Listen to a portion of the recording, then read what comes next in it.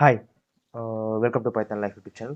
So ఈరోజు మన topic వచ్చేసరికి ఏంటంటే find all numbers which are divisible by 7 but are not a multiple of 5.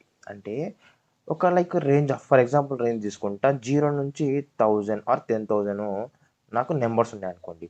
0 నుంచి 1000 ఆర్ 10,000 నెంబర్స్ ఉన్నాయి. ఆ నెంబర్స్లోకి వెళ్ళి నేనేమంటున్నానంటే నాకు డివిజిబుల్ బై 7 అండ్ అదేవిధంగా ఏమంటున్నానంటే బట్ నాట్ మల్టిపుల్ ఆఫ్ 5. అంటే 7తో డివిజిబుల్ అవ్వాలి, దాని తర్వాత 5తో మల్టిపుల్ అవ్వకూడదు. ఆ నెంబర్స్ మాత్రమే నాకు కావాలి. అప్పుడు నేను ఏ విధంగా లాజిక్ రాస్తానో చూడండి. ఓకేనా? For I in range first నేను ఏం చేస్తానంటే నాకు 0 నుంచి 1000 వరకు కావాలి కాబట్టి 0 నుంచి 1000 వరకు తీసుకున్నాం. ఓకే, తీసుకున్న తర్వాతకి ఒకసారి ప్రింట్ చేసుకుందాం, చూద్దాం 0 నుంచి 1000 వరకు వస్తా లేదు చూద్దాం. సో ప్రింట్ రేంజ్ ఫంక్షన్లో చేస్తున్నాను. ప్రింట్ ఐ తీసుకుంటే నాకు వస్తుందో లేదో చెక్ చేసుకుందాం. సో ఇప్పుడు నేను రన్ చేస్తున్నాను కదా. సో రన్ చేసినట్టయితే నాకు చూడండి 1000 వరకు అయితే వస్తుంది. ఓకేనా? సో 1000 అంటే -1 ఉంటుంది ఇక్కడ. ఓకేనా? సో ఇలా వచ్చింది. ఇప్పుడు నీ కండిషన్ ఏం రాసుకోవాలి అంటే if I modulus 7 equal to 0 అవుతే, అండ్ అదేవిధంగా ఏం కావాలి నాకు I modulus 5 not equal to 0.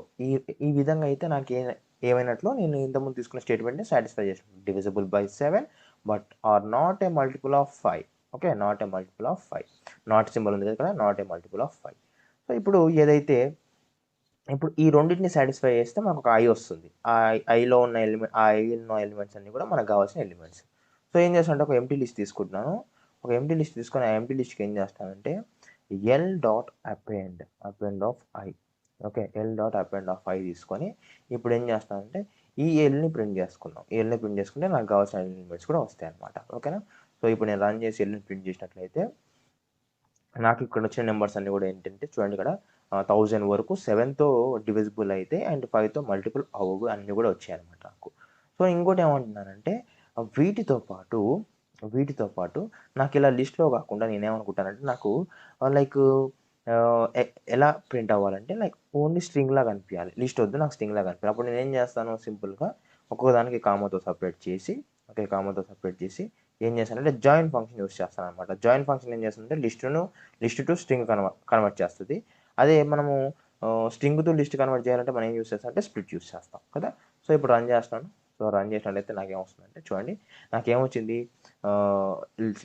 Sequence item 0 expected string అని ఉంటుంది. అంటే నాకు స్ట్రింగ్ మాత్రమే తీసుకుంటా ఉంటుంది కాబట్టి మనం ఏం చేద్దామంటే స్ట్రింగ్ని కన్వర్ట్ చేద్దాం. దీన్ని స్ట్రింగ్ కన్వర్ట్ చేస్తే అయిపోతుంది కదా, దీన్ని స్ట్రింగ్ కన్వర్ట్ చేద్దాం. Okay, str.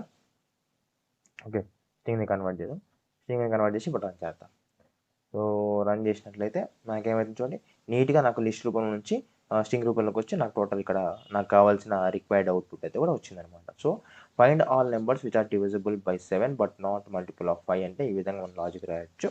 సో ఇంకా డిఫరెంట్ వేస్లో కూడా రాసుకోవచ్చు. సో నేను ఒక అప్రోచ్ అయితే చూపించాను. సో మీరు వేరే అప్రోచెస్ కూడా చూసుకోండి. ఓకేనా?